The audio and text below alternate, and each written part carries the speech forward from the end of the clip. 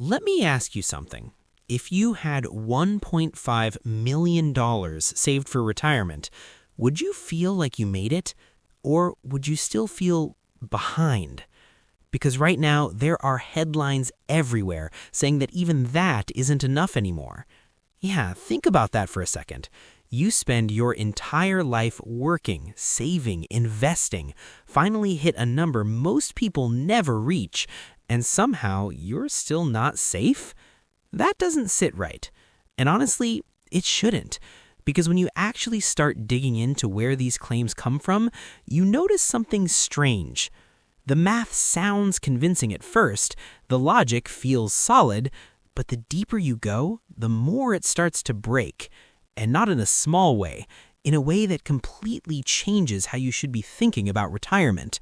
There's a hidden assumption buried inside these projections.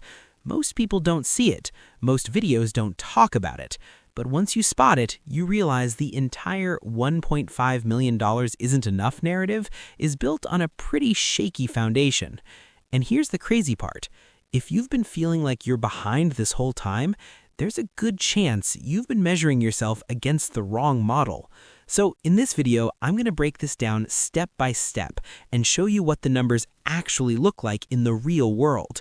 Because once you see this, you might realize you're a lot closer to financial freedom than you've been led to believe. So here's what's really going on. There's this narrative spreading everywhere right now. On YouTube, in articles, on social media, and it sounds something like this. No matter how much you save, you're still behind. You hit $500K, not enough. You grind your way to $1 million, still risky. You finally cross $1.5 million. Yeah, apparently now you're just barely getting by. And if you sit with that for a second, that's kind of insane. Because think about what that actually means. You spend decades working, waking up early, stressing over bills, trying to do the right things financially. And then one day you look at your account and instead of feeling proud, you feel nervous, like you missed something, like you're still losing. And that's the part nobody really talks about because this doesn't just affect your money, it affects how you feel about your entire life. It turns progress into pressure. It turns success into doubt. And over time, that starts to mess with your head. You start second-guessing everything. Did I save enough? Should I be doing more? Am I already too late? And the craziest part is, most of the time, that feeling isn't even coming from your actual situation. It's not coming from your lifestyle. It's not coming from your spending. It's coming from the way these numbers are being presented to you. Because when you hear something over and over again, especially from experts or headlines, your brain starts treating it like truth, even if it's not the full picture.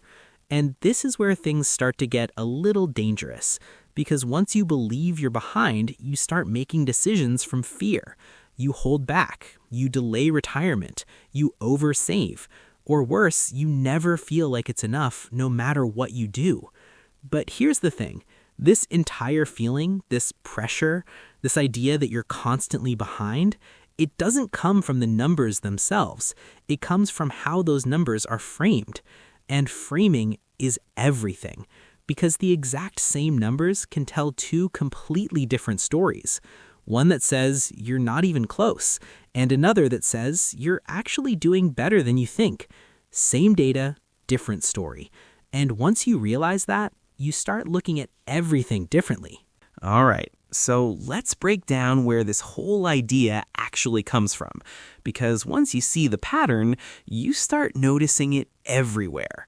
Most of these $1.5 million isn't enough arguments, they all follow almost the exact same formula. It usually goes something like this. They take your portfolio, let's say $1.5 million, and they say, all right, we're going to be conservative. So they pull out a 3% withdrawal rate.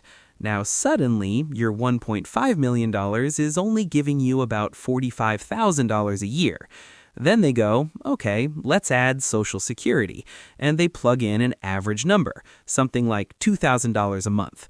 So now you've got roughly another $24,000 a year. Add those together, and boom, you're living on about 65K, maybe 70K a year. And when you hear that, it kind of hits you, because in today's world, 65, 70K doesn't exactly scream financial freedom. It feels tight, like you might be cutting it close. And that's exactly the reaction those models create. But here's where you need to slow down for a second, because something subtle just happened, and it's easy to miss if you're not looking for it. What they just did was stack together a bunch of assumptions and present them like they're one clean, simple reality. But they're not. They're actually mixing pieces from completely different situations, and that's where things start to fall apart. Think about it like this. Imagine you're trying to solve a puzzle, but instead of using pieces from one box, you're grabbing pieces from two totally different puzzles, forcing them together, and then judging the final picture. Of course it's not going to look right. Of course it's going to feel off. That's exactly what's happening here. You've got one part of the model assuming a super conservative withdrawal strategy, another part assuming average Social Security, and another part quietly stretching the timeline. And when you combine all of that, you don't get a realistic outcome, you get a distorted one. And the problem is, when people see that final number, they don't question the assumptions. They question themselves. They think, maybe I didn't save enough. Maybe I'm not ready. Maybe I'm behind. When in reality, the issue isn't you. It's the way the numbers are being put together. And once you start pulling those pieces apart and looking at them individually, you realize something important. This isn't a clean model. It's a blended one. And blended models can be incredibly misleading. All right, here's the part almost nobody talks about. And once you see this, you can't unsee it. Because this is where the entire argument quietly breaks down. What these models are actually doing is blending two completely different retirement scenarios and treating them like they're the same thing. On one side, they're talking about early retirement, retiring in your 50s, living off your investments, possibly for 30, 35, even 40 years. But at the exact same time, they're also plugging in traditional retirement benefits, like full Social Security, as if it just shows up immediately. And that's where the logic starts to fall apart. Because in real life, those two things don't happen together. If you retire early, you don't get full Social Security right away. There's a gap, a pretty important one, usually around 10 to 12 years, where your portfolio is doing all the heavy lifting. But these models, they kind of blur that line. They act like everything starts at once. Like you retire at 55 and somehow Social Security just kicks in like clockwork. And yeah, that would be nice, but that's not how the system works. So what ends up happening? You get this weird hybrid model that pulls the most conservative assumptions from both sides. You've got a super low withdrawal rate, as if you need your money to last forever. You've got average or even low Social Security estimates, as if you had a lower income your whole career. And then on top of that, they stretch the timeline out as long as possible, 40 years, sometimes more. Now, think about what that does. You're stacking lower withdrawals, lower income, longer time horizon, all in the same model. And when you combine all of that, of course it looks tight. Of course it feels like you're barely getting by. Of course, it makes $1.5 million feel like it's not enough. But here's the key thing you need to understand. That's not a realistic scenario. That's a worst-case scenario built from mismatched assumptions. It's not showing you what retirement actually looks like. It's showing you what happens when you combine everything in the most conservative way possible. And when people see that, they don't think, maybe this model is flawed. They think, I'm not ready. I need more. I'm behind. But once you separate those pieces and look at them the way they actually play out in real life, the picture starts to change a lot. So instead of running with that messy model, let's clean this up. Because once you simplify it, this whole thing starts to make a lot more sense. Let's walk through a real-world example. Imagine this. You're 55 years old. You've built a $1.5 million portfolio, no debt, your investments are solid. You've done the work. Now, most people would look at that situation and immediately jump to one question. Can this last me the next 30 or 40 years? And on the surface, that sounds like the right question, but it's actually not the best way to think about it. Because retirement isn't one long, continuous problem. It's not just one giant timeline that you have to solve all at once. That's where most models go wrong. They treat your money like it has one job for the entire rest of your life. But in reality, your money has different jobs at different times. And once you see that, everything starts to click. So instead of thinking in one big block, we break retirement into phases, just like real life naturally does. Phase 1 is what I like to call the bridge phase. This is your early retirement window. Let's say from age 55 to around 67, before Social Security kicks in. This phase is completely different from what comes after, because during this time, your portfolio is doing most of the work. There's no backup income yet, no safety net from Social Security. It's just you and the system you've built. But here's the key insight most people miss. This isn't a 40-year problem, it's a much shorter one. Roughly 10 to 12 years. And that changes everything. Because when you shorten the timeline, you don't need to treat your money the same way.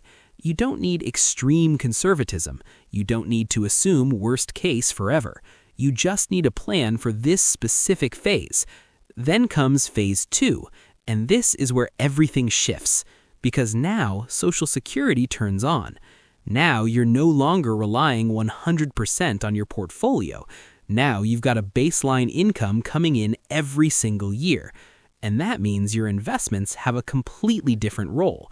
They're no longer carrying the full load, they're supporting it. And when you separate retirement like this, instead of blending everything together, you start to see a much clearer picture. One that actually reflects how life works, not how a spreadsheet tries to simplify it. All right, now let's zoom in on phase 1. This is what I call the bridge phase. And once you understand this part, a lot of the fear around early retirement starts to disappear. So let's define it clearly. This phase runs from about age 55 to around age 67, before Social Security kicks in, before any guaranteed income shows up. It's just you and the portfolio you've built. Now, on the surface, that might sound a little intimidating, because this is the part where your investments are doing all the heavy lifting. There's no backup check coming in every month, no safety net yet. And that's exactly why most people treat this phase like it has to last forever. They think, I need to stretch this money for the rest of my life. And that's where the mistake happens. Because this isn't a forever problem. It's a 12-year window. That's it. Roughly a decade, maybe a little more. And when you look at it through that lens, everything starts to change. You're no longer solving for 30 or 40 years. You're solving for a much shorter gap, a temporary bridge between early retirement and when your guaranteed income begins. And that shift in thinking is huge, because now, instead of trying to protect every dollar forever, you can start thinking strategically. You can start asking better questions like, how do I fund these specific years? How do I reduce risk during this window? How do I structure my money so I'm not forced to sell at the wrong time? Now you're not just hoping things work, you're designing a plan. And here's what makes this even more powerful. During these 12 years, not all of your money needs to do the same thing. Some of it needs to be stable, predictable, designed to cover your spending. But some of it can stay invested for growth, working in the background, compounding quietly while you're living your life. So instead of treating your entire portfolio like it's under pressure, you divide it by purpose. You give different dollars different jobs. And once you do that, this phase stops feeling risky. It starts feeling manageable. Because now you're not trying to survive forever, you're just building a bridge. And bridges are meant to be crossed. All right, now here's where things start to get really interesting. because this is the part where everything we've been talking about actually turns into a real strategy. And it all comes down to one simple idea. Not all your money has the same job, but most people treat it like it does. They look at their portfolio as one big pile of money and expect it to somehow do everything at once, provide income, handle market swings, last for decades, and still grow. That's a lot to ask from one single pool. So instead of forcing your money to do everything, you split it. You give it structure, you give it purpose. And this is where the two-bucket strategy comes in. Bucket 1 is your stability bucket. This is the money designed to cover your next 10 to 12 years, your bridge phase. This bucket has one job: reliability, consistency, peace of mind. This is where you keep safer investments, things that are less volatile, more predictable. Maybe a mix of cash, short-term bonds, CDs, low-risk assets. The goal here isn't to maximize growth, it's to make sure your lifestyle is funded without worrying about what the market is doing next week. So when the market dips, you're not stressed. You're not forced to sell at a loss. You've already built a buffer. Now, bucket 2, this is your growth bucket. This money has a completely different job. It's not here to fund your next 10 years. It's here for your future, your 60s, your 70s, your 80s, maybe even beyond. This bucket stays invested, higher exposure to equities, focused on long-term growth. Because here's the key. This money has time. It doesn't need to be touched right away, so it can ride out market ups and downs. It can compound. It can grow in the background. And this is where the magic really happens, because while you're living your life covering your expenses from the stability bucket, your growth bucket is still working, quietly, consistently, without pressure. And most people never separate these roles. They treat all their money like it's under the same stress, which leads to fear, over-conservatism, and lower outcomes over time. But when you split your portfolio like this, you remove that pressure. You create clarity. You create control. And suddenly, retirement doesn't feel like one massive risk anymore. It feels like a system. All right, now let's fast forward. You've made it through the bridge phase. You hit 67. And this is where the entire picture starts to change. Because now, Social Security kicks in. And this isn't just a small detail. This is a major shift in how your retirement actually works. Up until this point, your portfolio has been doing most of the heavy lifting. It's been covering your lifestyle, handling your withdrawals, managing the ups and downs of the market. But now, you've got something new entering the equation.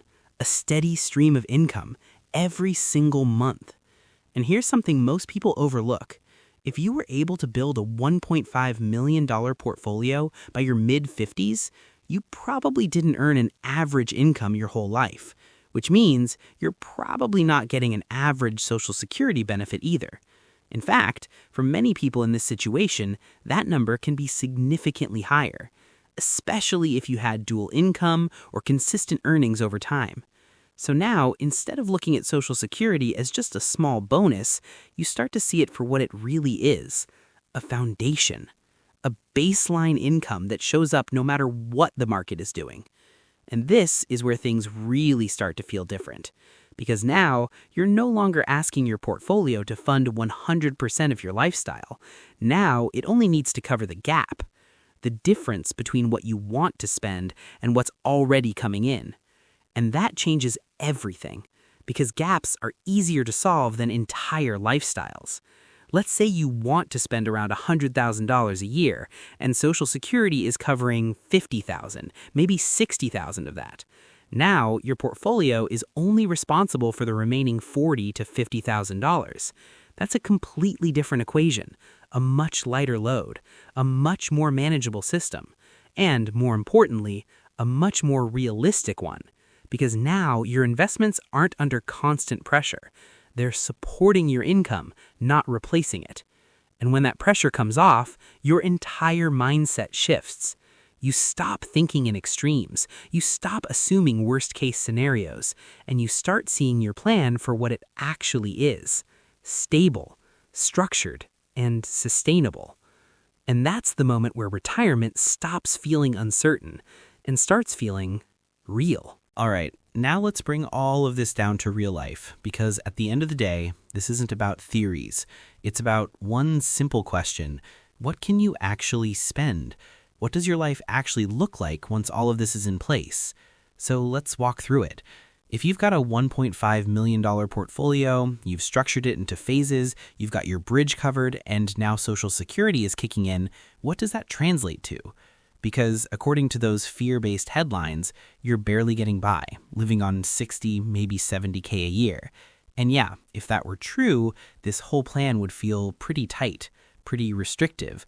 But when you actually model this out using realistic assumptions, you get a very different picture. For a lot of people in this situation, a more conservative spending level might land somewhere around 80 to 90K per year. That's not extreme, that's not aggressive, that's just being careful. Now, if you move into a more balanced approach, something that reflects real-world behavior, flexibility, adjusting slightly with the market, that number moves up. Now you're looking at something closer to 90, maybe 100K per year. And for some people, especially those who are comfortable being flexible, who are willing to scale spending up or down when needed, that range can go even higher. 100K, 110K, sometimes even pushing beyond that in strong years. And this is the part that changes everything, because now we're not talking about survival anymore. We're talking about lifestyle. We're talking about having options, being able to travel, spend time how you want, support family, actually enjoy the life you spent decades building. And that's a completely different conversation, because the difference between 65K and 100K a year in retirement is not small. That's the difference between watching every dollar and having breathing room, between saying no to everything and having the freedom to say yes when it matters. And here's what's really important to understand. None of this required unrealistic assumptions. We didn't rely on perfect market returns. We didn't assume extreme risk. We didn't ignore downturns. We simply stopped blending bad models and started looking at retirement the way it actually works in real life. Phases, income layers, flexibility, structure. And when you do that, the same $1.5 million that once felt like barely enough suddenly looks a lot more capable, a lot more realistic, and honestly, a lot more freeing. All right. So let's bring this all together, because at this point, you've seen the numbers. You've seen how the strategy actually works. And more importantly, you've seen how different the outcome can be depending on how you look at it. So here's the bottom line. The idea that $1.5 million isn't enough, it's not completely wrong. There are scenarios where that number could feel tight. If spending is high, if planning is weak, if everything is treated like one long, continuous problem. But that's not the full story, and that's the part most people never get to hear, because the truth is, numbers by themselves don't scare people. Framing does. How those numbers are presented, how assumptions are stacked together, how worst-case scenarios are treated like the default, that's what creates fear. And when you hear that message over and over again, you're behind, you don't have enough, you need more, eventually you start to believe it, even if it's not actually true for your situation. And that's the real problem, because now you're not making decisions based on reality, you're reacting to a narrative. But when you slow things down and actually break retirement into phases, when you separate income sources, when you give your money different roles, everything starts to look different. Clearer, more structured, more grounded in how real life actually works.